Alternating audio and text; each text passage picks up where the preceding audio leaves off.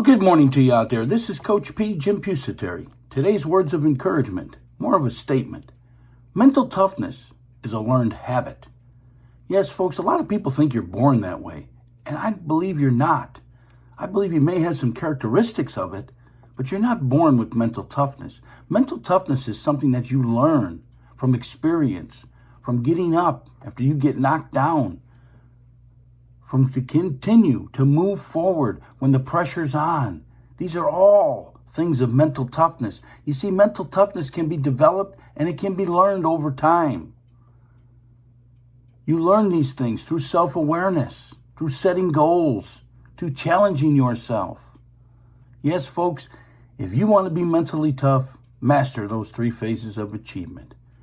Hey, thank you for listening to these words of encouragement, and be sure to get our complete podcast, which comes out every Wednesday. What do you say we have a great day and move forward?